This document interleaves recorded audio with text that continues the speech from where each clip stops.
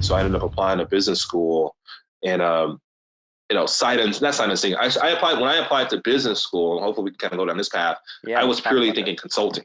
You were thinking, I was purely thinking consulting. You're thinking like management consulting I went to work. Yeah, great. You beat me to it. So I wanted to work at like a Bain or a McKinsey. Yeah. Right? Like I wanted to be like, like a strat consultant, like you said, out of this like very narrow aspect, consulting to more broad, right? And tell me before, it looks like you did something at UCLA called MBA prep or post-bac.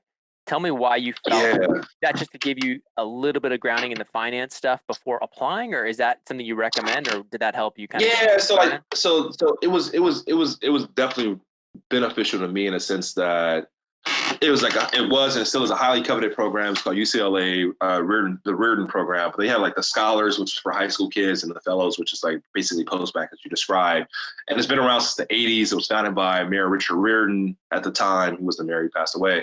But nonetheless, it's like to bring kids who have never had exposure to finance on campus to UCLA's Anderson School of Business. And you're there one Saturday at the month, commit a full Saturday. They kind of walk you through, if you're a high schooler, they walk you through, SAT prep, stock pitch and everything else. If you're post-bac, you're doing like GMAT prep, you're doing like industry kind of like chats. You're doing like how do you get into that? Do you pay for it? You got to compete. Yeah, no, you have to apply and you're selected. They primarily focus on people that are first generation that have never, that don't have anybody that's gone through the university process.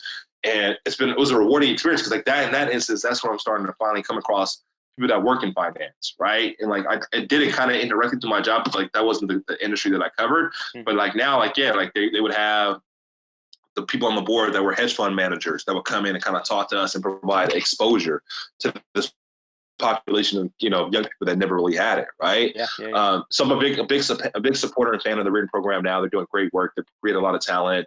Yeah, they got our courses now because of you.